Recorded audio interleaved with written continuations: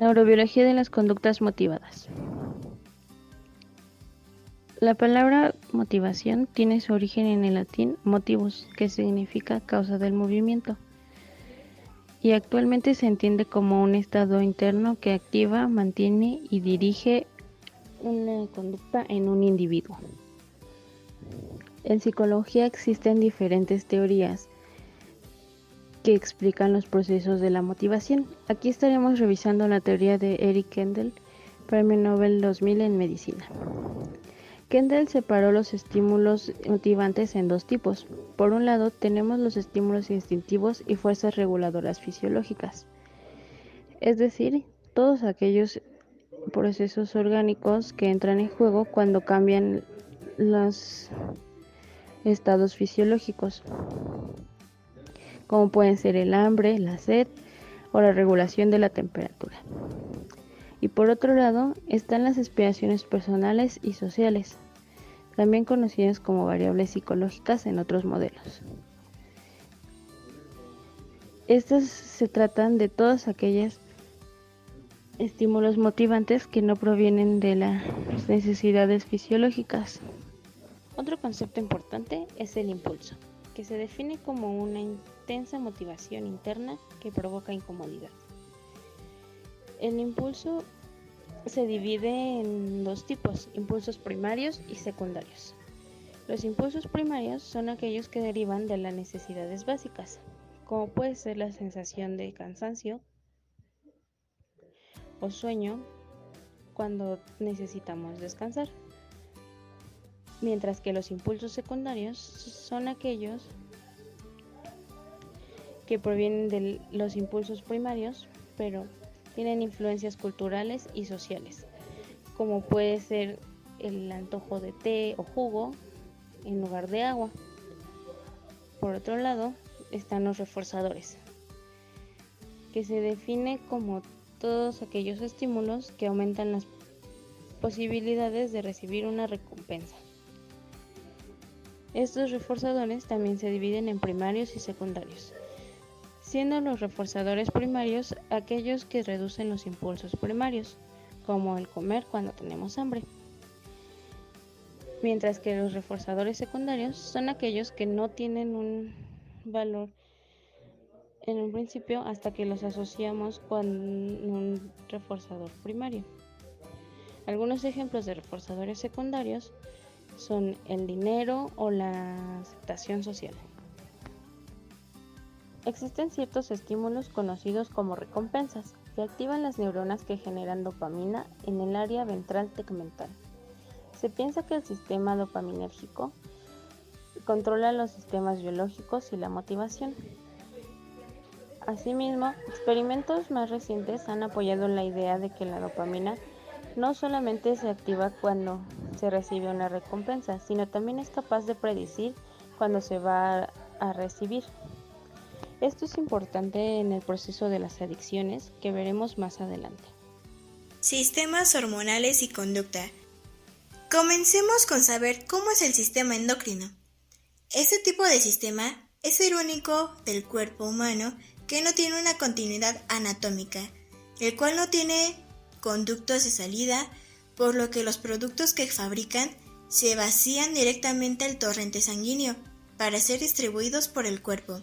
Sus componentes son los encargados de la síntesis y secreción de mensajeros químicos. Estos son denominadas hormonas, que se distribuyen por el organismo y actúan a nivel de órganos específicos. ¿Por qué es importante hablar del sistema endocrino? Porque es una clave en todas las fases del desarrollo físico y conductual, sino también regulador del metabolismo, y esto se debe a que el sistema endocrino segrega las ya antes mencionadas hormonas, que modificarán el comportamiento y desarrollo físico y conductual. Ahora, el sistema nervioso junto con el endocrino actúan coordinadamente, lo que se le conoce como integración neuroendocrina. Esto se ve reflejado en el eje hipotálamo-hipofisario. Una vez mencionado el hipotálamo, hablaremos cómo esto influye en el proceso. Para comenzar, es una pequeña sección localizada en la base del encéfalo, que controla el sistema hormonal y nuestros instintos más básicos, como el hambre, la sed, el sueño y sexuales.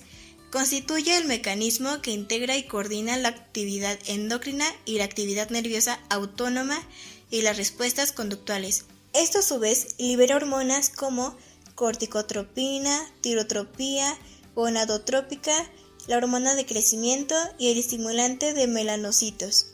Ahora bien, las glándulas endocrinas son estimuladas por el hipotálamo, donde se realiza mediante los factores de liberación que controlan la secreción hipofisaria y que tienen algún efecto sobre el comportamiento. Si te quedaron dudas sobre la secreción hipofisaria, entonces te hablaremos sobre ella. La hipófisis es la principal glándula del sistema endocrino, donde su función es controlar a otras glándulas endocrinas, y esta a su vez se compone de dos lóbulos, uno anterior y uno posterior. El hipotálamo libera la hormona de corticotropina. Esta a su vez estimula la producción de diversas hormonas, pero principalmente la adrenalina y el cortisol. La adrenalina y el cortisol son un sistema complejo de alarma natural, ya que te preparan el cuerpo para una reacción de lucha o huida. Es cuando, por ejemplo, vemos a un perro en la calle, y entonces nos ladra, y entonces nosotros tenemos un comportamiento de miedo, lo cual nos hará reaccionar ya sea de lucha o huida. También se comunica con las regiones del cerebro que controlan el estado de ánimo, la motivación y el miedo. Respuestas autónomas de la motivación y la emoción. El sistema nervioso central se divide de manera funcional en dos partes. Por un lado tenemos el sistema nervioso somático, que se encarga del movimiento consciente de los músculos pegados al hueso, es decir, del sistema músculo-esquelético. Por el otro lado, tenemos el sistema nervioso autónomo, encargado de las funciones que no son conscientes, actuando principalmente en el músculo liso, es decir, los órganos. ¿Qué horarios dedicas a la función de tu sistema digestivo? ¿Qué tan frecuentemente te olvidas de respirar? ¿Cuántas veces al día haces latir tu corazón? No nos enfrentamos a este tipo de problemas porque son algunas de las funciones básicas por las que no tenemos que preocuparnos gracias a que el sistema nervioso autónomo las trabaja de manera inconsciente. En el caso de los humanos, tiene un desarrollo más notable, pues nuestro sistema nervioso, al no estar completamente ocupado en la supervivencia, permite disponer de nosotros mismos para actividades más complejas, como la acumulación de conocimientos gracias a las ciencias, las prácticas deportivas, el enamorarnos, la conciencia de nuestra existencia y muerte, así como un sinfín de actividades más. A su vez, el sistema nervioso autónomo se divide en el sistema simpático y parasimpático, que si bien actúan en los mismos músculos, estos se localizan en zonas diferentes y tienen efectos contrarios o antagónicos. Comenzando por el sistema simpático, este es localizado en la zona torácico-lumbar de la médula. Actúa de manera específica a una emergencia, extrayendo la energía del cuerpo para dar respuesta al medio y así preparar al organismo para huir o atacar. Por el otro lado, tenemos al sistema parasimpático, localizado en la zona cráneo y sacra de la médula. Protege y equilibra el organismo de forma general, restaura la energía que ocupa el sistema simpático, y por último, relaja y protege el cuerpo. Para ambos casos, las fibras sensitivas que poseen tienen como función llevar al sistema nervioso central la información originada en los receptores de las vísceras y otras estructuras. Si el simpático y el parasimpático actúan sobre los mismos órganos, ¿a qué se refiere con que tienen efectos antagónicos? Pongamos algunos ejemplos. Para el corazón, el sistema simpático produce taquicardia, es decir, aumenta la frecuencia cardíaca, y el parasimpático produce bradicardia, es decir, reduce la frecuencia. En el caso del sistema intestinal estomacal, el simpático inhibe la actividad, mientras que el parasimpático la estimula. En el caso de la vejiga, el simpático la relaja, mientras que el parasimpático la contrae. Por último, si hablamos de las pupilas, el simpático la dilata y el parasimpático la contrae. Neurobiología de las emociones. Los patrones de respuesta emocionales están constituidos por tres tipos de componentes: comportamentales, autonómicos y hormonales. El componente comportamental está compuesto por movimientos corporales de acuerdo a la situación, es decir, adoptan ciertas posturas y preparan el organismo para huir o atacar. El comportamiento autonómico o vegetativo es el que moviliza la energía del cuerpo para preparar al organismo ante la situación de amenaza, esto bajo el control del sistema simpático. El factor hormonal se encarga de reforzar el componente autonómico cuando la adrenalina y noradrenalina aumentan el flujo sanguíneo y utilizan las reservas de la glucosa. Entendamos entonces por emoción a las respuestas y conductas fisiológicas, así como a los sentimientos con los que se afrontan las alteraciones del ambiente, como el miedo, la ira, el desagrado, así como la conducta sexual y maternal. El miedo. Aprendizaje emocional aversivo. Ruidos fuertes e inesperados, las alturas y el dolor son algunos de los estímulos de los que aprendemos que una situación es amenazante, y cuando estemos ahí de nuevo sentiremos miedo y el sistema simpático nos tendrá preparados para responder. La activación del núcleo central de la amígdala provoca diversas respuestas emocionales, indicando dolor, desagrado y objetos o situaciones relevantes. Si tenemos miedo es porque este es controlado por esta estructura. Ira y agresión. Ya sea en ataques reales o posturas y gestos que advierten de un ataque, puede haber la necesidad de responder emocionalmente ante la situación que detona este comportamiento, y se puede suprimir a menos de que se tenga una regulación emocional defectuosa. La agresión como conducta en animales representa muchos aspectos útiles, principalmente en una conducta amenazante o sumisa que evita un conflicto. Pero, en los seres humanos, la serotonina juega un papel inhibidor en la agresión, y un bajo nivel de liberación de esta puede tener como consecuencia conductas antisociales. También muchas conductas agresivas pueden tener lugar entre las hormonas y la reproducción. Por ejemplo, los niveles alterados de testosterona presentes en delincuentes violentos. Comunicación de las emociones, reconocimiento y expresión. Podemos reconocer las emociones de los demás mediante la audición, como el tono de voz, y la visión, como la expresión facial, pues inconscientemente nos imaginamos a nosotros mismos haciendo la misma expresión para reconocer lo que estamos viendo. Nuestra reacción también depende si la emoción va dirigida a nosotros o a alguien más. Si hablamos de miedo, la expresión de otra persona nos resultaría en una advertencia útil. Las expresiones faciales no son fáciles de reproducir cuando no sentimos lo que queremos expresar, pues son automáticas e involuntarias, y las expresiones genuinas están controladas por circuitos neurales especiales. La expresión facial de la emoción, así como reír y llorar, resultan casi imposibles de simular. El músculo orbicularis oculi presenta una contracción al tener una sonrisa genuina, mientras la alegría falsa y una risa fingida no pueden lograr el mismo efecto. Sentimientos de emoción. La teoría de James y Lange. Las respuestas fisiológicas están provocadas por las situaciones a las que nos enfrentamos, y los sentimientos se deben a la retroalimentación producida, así como cuando percibimos la actividad sensorial de nuestros músculos y órganos, respondemos con una emoción. Retroalimentación de las emociones simuladas. La contracción de los músculos faciales puede afectar el estado de ánimo y alterar la actividad del sistema autónomo, y una forma de retroalimentación es cuando se ve a otras personas expresando una emoción, pues por una tendencia innata se imita dicha expresión, y así es como un patrón de movimiento de los músculos faciales provoca cambios en el estado de ánimo. Estrés, ansiedad y desórdenes afectivos. El estrés. Y bueno, te preguntarán, ¿cuál es una respuesta natural al estrés? Bueno, nuestro hipotálamo activa el sistema de alarma en tu cuerpo, y a través de esto, una combinación de señales nerviosas y hormonales, este sistema incita a las glándulas suprarrenales, que están ubicadas encima de los riñones, a liberar una oleada de hormonas, entre ellas la adrenalina y el cortisol. Hans Selye. ¿Quién es Hans Selye? Bueno, fue el primero en describir la respuesta al estrés en la década de los años 50, y se dio cuenta que, aunque a corto plazo produce cambios adaptativos que ayudan al animal a responder ante el estímulo estresante, él fue quien atribuyó la respuesta al estrés a la activación del sistema hipotálamo hipofisario suprarrenal. Y bueno, ¿por qué reaccionas a los factores estresantes de la vida de la manera en la que lo haces?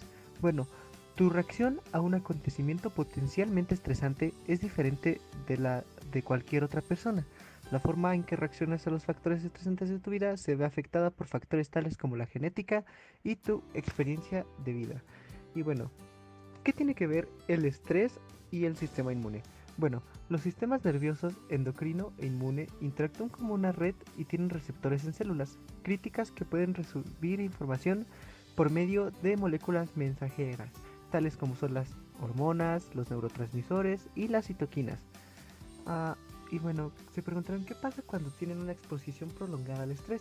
Como ya vimos, aunque los efectos a corto plazo de las glucocorticoides son necesarios, sus efectos a largo plazo son bastante perjudiciales. Estos efectos incluyen aumento de la presión arterial, daño del tejido muscular, diabetes esteroide, infertilidad, inhibición del crecimiento, inhibición de la respuesta inflamatoria y supresión de la respuesta inmunitaria. Sin embargo, se ha encontrado un efecto aún más grave del estrés prolongado, que sería una lesión cerebral. Y bueno, el estrés también nos genera otros problemas, por ejemplo, problemas de memorias. Los factores estresantes a los que están sometidas las personas a lo largo de la vida aumentan la probabilidad de padecer problemas de memoria cuando envejecen.